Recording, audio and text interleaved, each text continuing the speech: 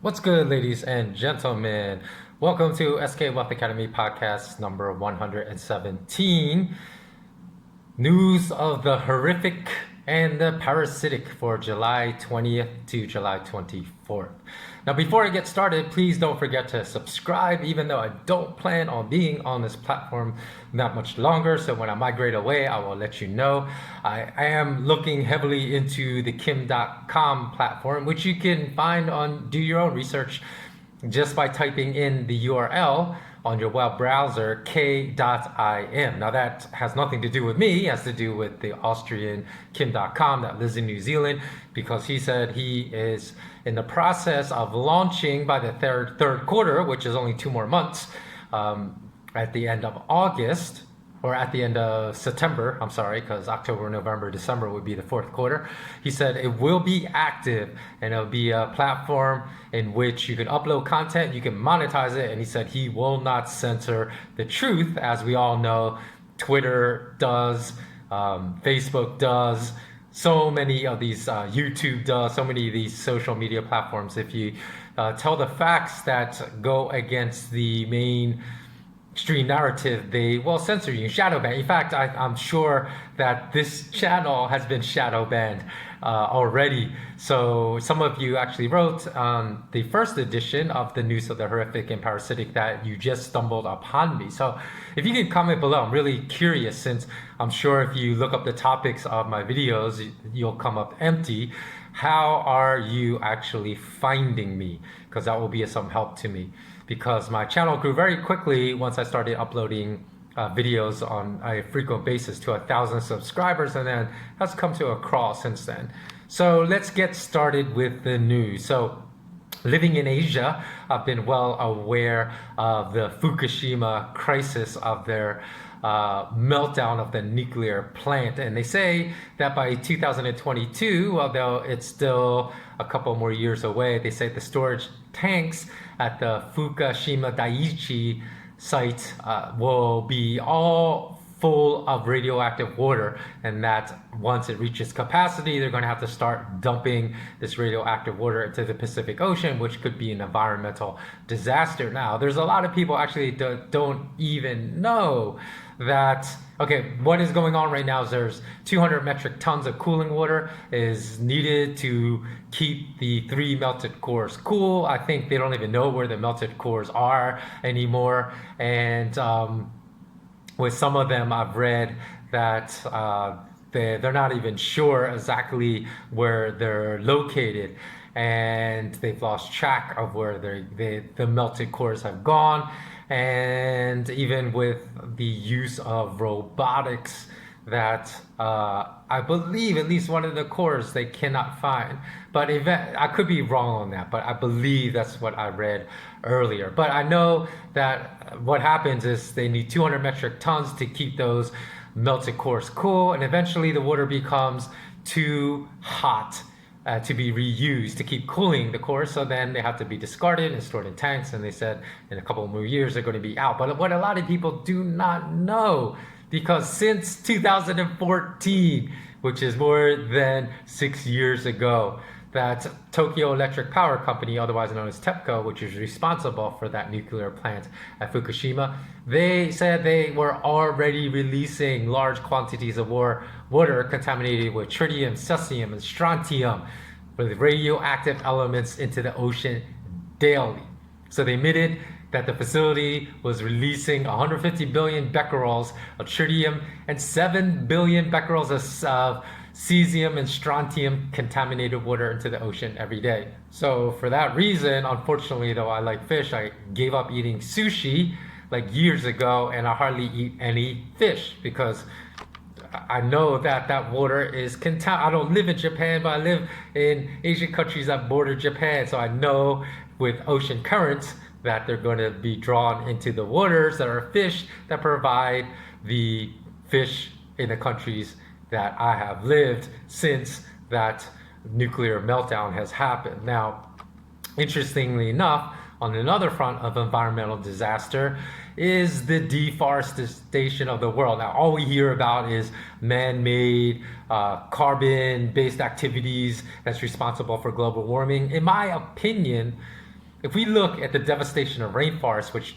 gets very little media attention because the media doesn't want to talk about it because their overlords are the corporate billionaires and 100 millionaires, and they're largely responsible for the deforestation. But if you think about it, deforestation in the world is happening at 12 to 15 million hectares per year. And if anything, we know rainforests keep the earth cool. So I would not be surprised if the devastation that is happening in rainforests right now has more to do with global warming trends than anything else that's being discussed by the parasitic media class that just serves their billionaire overlords. So the crazy thing is, here in Asia where I live, and two neighboring countries in Indonesia and Malaysia, Indonesia's lost a great amount of their rainforests due to mining and logging activities, and Malaysia has rainforests that are 130 million years old, and they are completely destroying these rainforests at unprecedented rates right now, and often to produce to plant palm oil. So they lose, not only do they lose all the diversity of all the ecosystem, because rainforests are among the most biodiverse ecosystems on planet Earth, and they are ruining this old age growth forestation to plant palm oil trees, which is crazy.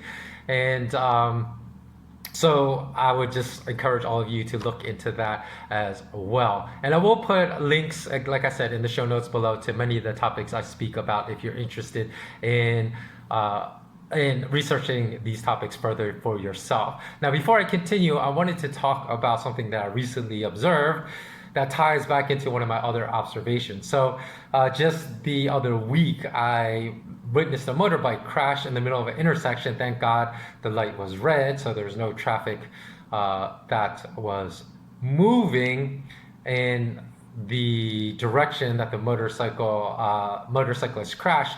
And he was delivering packages, and all his packages went scattered all over the intersection, and I started running out to help him. And as I started out to run out into the intersection to help him, the light turned green.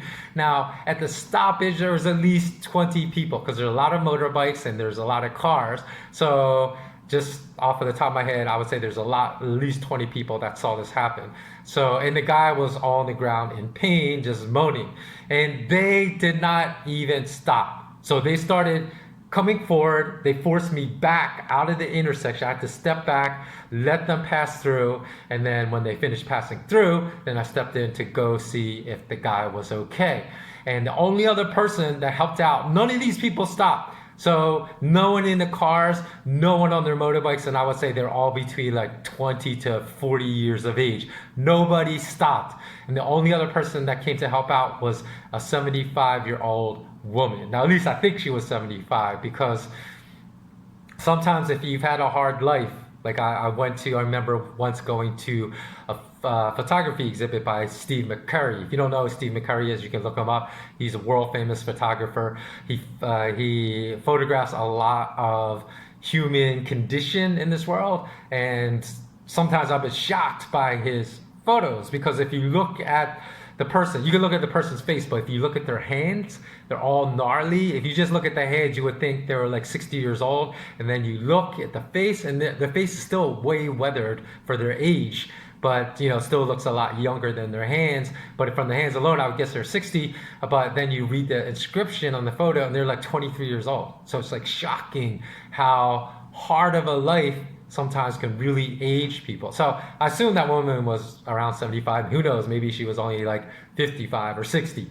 But she was the only one to help me out. And why I am telling this brief story is because I feel like the parasitic ruling class or plan as far as this economic lockdown is working. Because I'm not so sure that would have happened 46 months ago, that nobody would have stopped to help this. But now it seems like everybody is just concerned with their own self-interest, because everyone is struggling economically. And I feel that people's compassions for others has really plummeted since this whole COVID-19 lockdown has been taking place. And I know the ruling class loves it. They love it that we don't have any compassion for our own fellow human beings, because like I said, I was astounded That here are like 20 people, age 20 to 40. Nobody stopped to even see if this person was okay. Thank God this person was okay. And it didn't appear that he had broken bones. He just had some like really gnarly strawberries and perhaps some deep bruises. But I don't think he had any broken bones. And I helped him pick up all his like nobody even stopped to help him pick up all his packages. And I was thinking, what is this world coming to?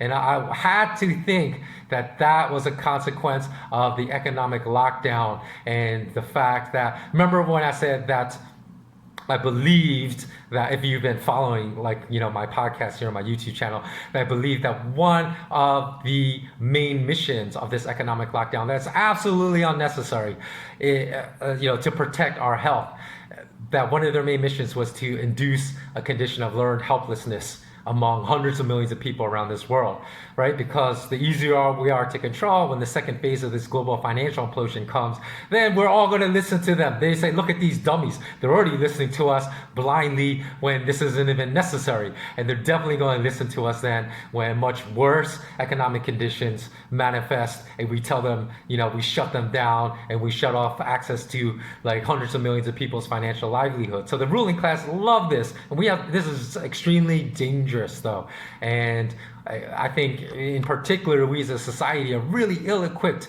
to deal with the extended effects of an economic lockdown that's placed millions of small business owners on the verge of financial ruin, if not already, if it hasn't led them into financial ruin already. And I just think as a society, we're a lot softer, men in particular, both physically and mentally, but even more so mentally than we used to be 20 years ago. So I made a rant in retrospect. The thing is, it's kind of comical because it was an uncensored rant that it just went off on how soft society is, and especially men. And it had to do with a brief conversation I had with my admin of my Patreon, my SK Wealth Academy Patreon account, and things she told me as far as weekly conversations, and it just made me feel about how soft people are. So I'm not sure if I'm going to post it because I was like really in the 110 or 15 days I've been in lockdown, unable to get to my home. There have probably been 2 periods where, if I'm totally going to be real with all of you, where it's been really difficult from a psychological perspective. I'm having gone down into that bottomless pit of learned helplessness, and I've never assumed a woe is me kind of attitude, because I just look at it as, no, I got to do whatever's necessary to overcome these extra obstacles and whatnot. But still, there is some, like I said, if I'm going to be real, there is some type of anxiety that's attached to uncertainty when I haven't been able to work for 5 months and earn a regular salary. I've had to come up with supplemental ways to make salary during this lockdown until I can return to my home base and then get my life back, to where it should be. It should have been there 5 months ago, because I should have never have been locked down by these ruthless state leaders. But I think, like what I said, is that they are trying to instill this mentality of learned helplessness, and I've seen the consequences of that in society. I think it's extremely dangerous. We must remain aware of that. We must not lose our compassion and our humanity for others. So, like I said, I'll probably release that rant because I just think it's comical now, and you can go, because it's only like 4 or 5 minutes and whatnot. I'll just probably be an interlude in between these podcasts I post on my YouTube channel. And for all of you that have been following me, you know that I always say what's on my mind. A lot of times it's to my downfall on the business side, because a lot of people these days are offended so easily, and if you disagree with a position, they'll just cut you off and run away. Although I think in some ways it's really good for my business as well, because typically I tend to retain the kind of person as a customer, or build the kind of people, once I'm able to launch my SK Wealth Academy, the type of customers that I prefer. The people that aren't afraid to speak the truth, that won't run away from the truth, that won't run away at the first sign of disagreement with someone, and the type of people that realize, hey, I can strongly disagree with this person but still find great value in our relationships, which seems to be almost going to the point of extinction these days, because people don't stand up for what they believe in. They're too afraid to say what's on their mind because they think, oh, how is this going to affect my business, or how is this going to affect my friendship with this person? But are those really the friends you want to retain? The friends that aren't strong enough to be challenged in their beliefs when you are very firm in thinking your beliefs are correct and their beliefs are wrong. Just going on this coronavirus thing. I saw this week doctors went online and said, oh, look at all these people saying, oh, you shouldn't wear masks, and I'm going to prove to you that masks do not reduce oxygen uptake. And so they go on a different tangent that has nothing to do with why people say they don't want to wear masks. It doesn't have to do with reduction of oxygen uptake, and yet they're just standing around there doing nothing, right? They're standing still. But if you do anything active like walk or jog, I'm pretty sure that it reduces your oxygen uptake, because when I went jogging, when it was a law, and I didn't, just for the fact I didn't want to get fined, that I wore a mask, I felt a lot more winded more quickly than when I went jogging without a mask. So for these doctors, if you run the same kilometer splits that I run, and we run a 5 kilometer, we go on a 5 kilometer run, if we have the same times running that 5K race, I will bet you $10,000 I can beat you if you wear a mask and I don't. If you say masks don't have anything to do with reducing oxygen uptake. Now, I know mine's just anecdotal, right? I didn't scientifically measure it, but I'm pretty damn sure that masks reduce oxygen uptake when you're doing physical activity. And how many people are just putting on a mask, standing still all day? No, they're walking about, they're doing things, they're being more active, right? And so, but that's not even the point, right? Because people that don't want to wear masks say, I'm not going to do it because I'm not an obedient government slave, and I really don't think that this is protecting me. Is to protect the vulnerable. So I'll wear it if I'm around elderly people, or elderly people want me to wear it, I'll wear it. And that's a whole different story than what the doctors are saying. So, as far as a lot of the infections, this whole second wave that's being reported, a lot of the test results were delayed. They say the tests for COVID antibodies happened back in April and May, but they're only being released now, so they're being totally disingenuous. New York reported that someone that died in a motorcycle crash because he tested positive for COVID. They said it was a COVID death. And then I remember, I think it was in New York too, where they said another person, they said he was totally healthy and young, and he was only 30, and he died from COVID, and people were shocked, saying, oh my God, look, a young person died. I thought only old people were dying from this. And then if you read the article, he was like 150 kilograms. That is healthy, 150 kilograms, like nearly half. They say 48% of American adults are obese. And you wonder why the mortality rate apparently, allegedly, because we really don't know the real numbers, but allegedly are higher. Maybe you should tell people not to eat at McDonald's and Carl's Jr. and fast food places all the time. Maybe you should tell people to exercise daily. Maybe you should help bolster their immune systems instead of just saying that they're 350 pounds and healthy and dying from getting affected from coronavirus. Because you want to know where the lowest rates of coronavirus, the mortality rates are in Asia? Because you know why, if you travel, because most people in Asia are pretty fit compared to Americans or Australians or New Zealanders, and the percentage of adults that are obese in South Korea, Japan, and Vietnam are respectively 4.7%, 4.3%, and 2.1%. So maybe that's why no one's died in Vietnam, and then they got the situation under control very rapidly in South Korea and Japan. Now, interesting thing is, I had visited Thailand before the fast food joints came, before KFC, McDonald's, and I kid you not, you would never see a fat kid. I did not see one fat kid. In fact, I remember commenting to my friends when I returned to America, I was like, this is crazy. There is nobody that's fat in Thailand. I was in a major metropolitan city with 11 million people and didn't see a single fat person the first times I traveled. And then when KFC, I said, oh, you just wait 5 years, you're gonna see a lot of fat kids. And that's exactly what happened. You start seeing kids that were just 6, 7 years old that are really fat. And as these fast food joints, they invade other Southeast Asian countries, these ones that have very low obesity rates among the adults, I'm telling you, it's going to skyrocket. So that's just, and one of the worst possible outcomes is the fact that probably these lockdowns enforced by state leaders are going to kill a lot more people than the virus itself, because already 135 million people worldwide are at risk of starvation. They're food insecure, right? And the economic lockdowns are estimated to double that by the end of this year to 265 million, especially since a lot of these people are using these false statistics about a second wave of infections and the fact, Sweden, they say Sweden, it's basically the fact that they didn't hardly do anything and let people just live their lives how they were living pre-COVID pandemic. They said, oh, look, it's not really working. But yet they have gotten their deaths from COVID down to single digits a day. And the Western media selling it like it didn't work at Sweden. So this is just total insanity if you look at the facts.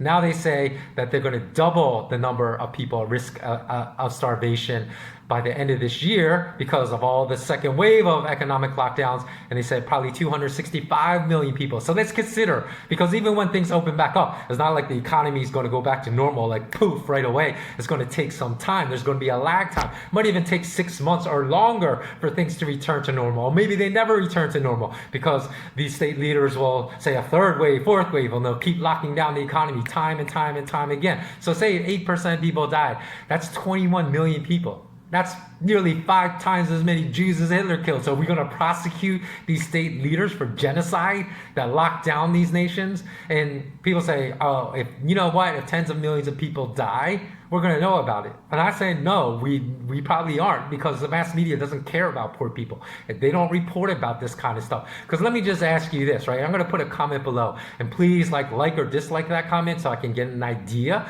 of how many people are aware. Because I'm going to ask how many people were not aware of these situations. And give it a thumbs up, the comment. If you're not aware, give it a thumbs down if you were aware, so I can see the ratio. Okay, so December 23rd, 2014. Did you know in India, in the northeastern Assam province, that on the tea growing estate that there was a massacre by a militant group of 70 laborers. It was horrific. They just rounded up the workers on that estate and they massacred 70 people. And that was more than the 59 people that were massacred in Las Vegas during the the Las Vegas, Nevada massacre. So if you ask an American who's not aware of the Las Vegas massacre, they're like, what? Where have you been? You don't know about that? But how many of you, if you're American, knew about that massacre that was greater than the one in Las Vegas? So people say, oh, that's only 70. Okay, let's move on to the Philippines, because Mindanao, which is one of the islands on the thousands of islands of the Philippines, there has been an ongoing war in the past few decades with Islamic separatist groups that have killed 120,000 people. Worse yet, it's displaced 2 million people.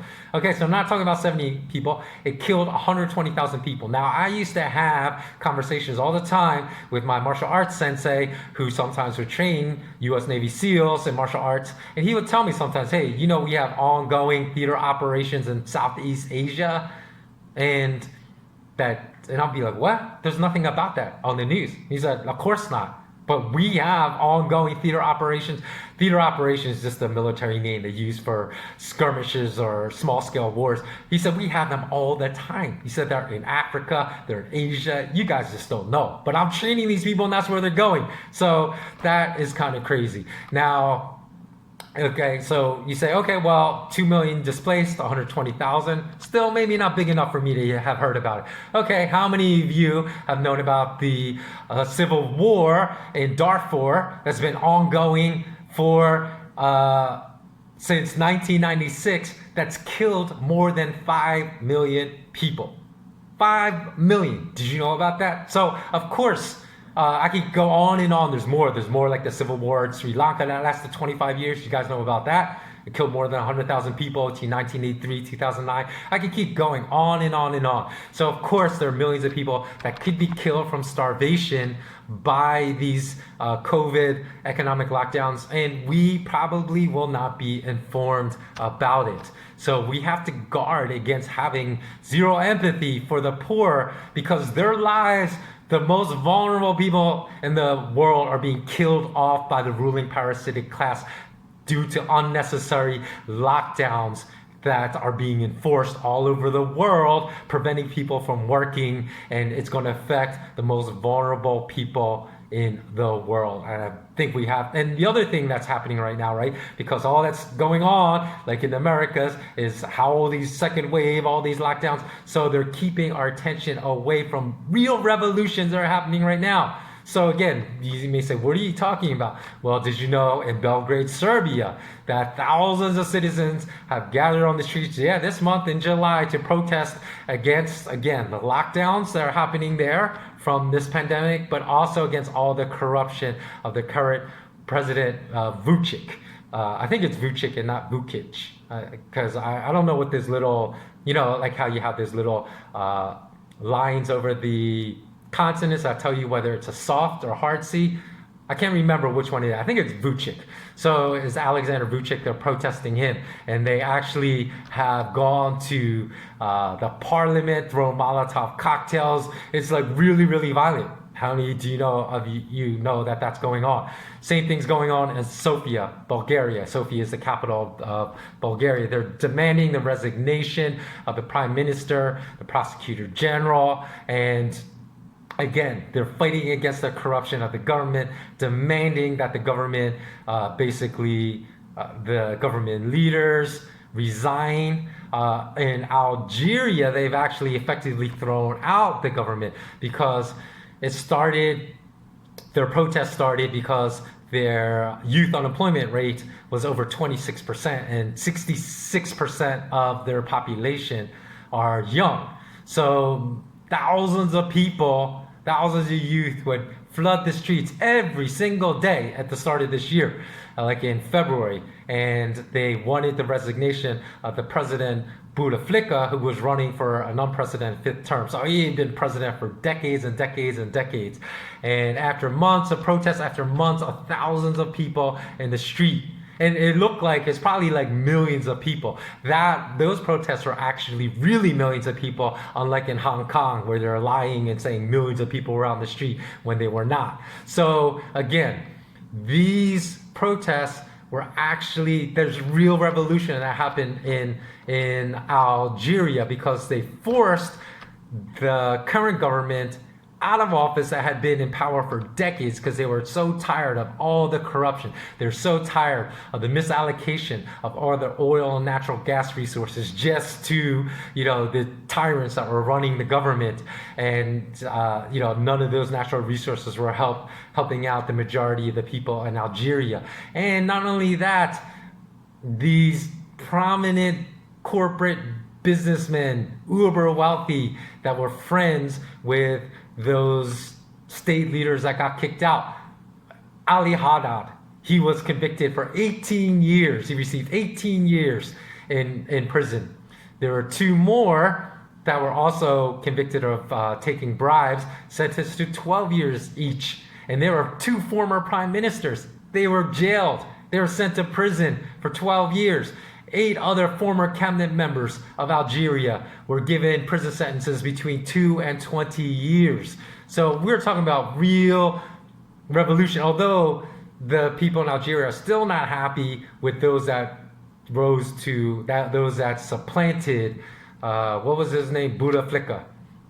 He was a former president, because they still feel those that took in power are corrupt. So they're still fighting for, although that is a big deal, right? That they sent all these former state leaders to long sentences in prison. But you know what? The ruling elite, they don't want you to know about these revolutions that are taking place, because they may fear, hey, maybe we should stop being an obedient government slave and rise up and also fight back as well. So that's why they're running these stories about the second wave of COVID 24/7. They don't want you to know about what is going on. And of course, in Israel as well, with Netanyahu, there were protests in more than 200 cities in Israel. Of course, the pro-Zionist media will never tell you about that because they're not going to report anything that is negative about the Israeli government. And God forbid if you say the Israeli government and Netanyahu are a bunch of corrupt criminals, just like they were in Algeria, just like they are in Bulgaria, just like they are in Romania, just like they are in what's the first place in Serbia. You know, God forbid if you say that criminals are criminals and you'll be labeled an anti-Semite, right? And they'll try to ruin you. But you know, those are the facts. Even Israeli citizens are protesting Netanyahu. They want him out. And part of it is because unemployment now is at 25% in Israel. So they said, if nothing, he's a terrible leader, if not a terrible person, because he's on trial right now for fraud, bribery, breach of trust. But who around the world knows that, right? So these are all things that you should be aware about because it's news of the horrific and the parasitic that they will hide from you, and you're using the second way to hide all this news. So let me know what you think below. And again, please remember, I'm going to put a comment below if let me know how many of you guys knew about all this stuff, because all this stuff is super important, right? If it were happening in your nation, you'd be like, how can no one else in the world know about it? But yet, if you don't live in any of those nations, if you don't live in Algeria, Serbia, Israel, where else did I talk about some of these revolutions happening? I can't recall off the top of my head. But if you don't live there, or even these conflicts, right? Like I said, in Darfur, did you know that 5 million people have been killed? And if you didn't, you know, then let me know. I want to see how many people actually knew about this stuff and how many people did not. Because I think that there are real revolutions taking place in this world right now, but the ruling parasitic class don't want us to get any ideas, right, to throw our corrupt leaders in our nations out of office, so they keep us distracted with this misdirection game of this locking us down economically, so all we think about is ourselves. But if that's what happens, if that's our response to this lockdown, we are never going to solve the parasitic ruling class restricting our freedoms more and more and tightening that noose around our neck. So we need to be aware of what's going on in this world. That's why I'm doing this series. Okay, thanks so much for watching, and as always, remain and test the curious. Until next time, so long, stay safe, stay strong.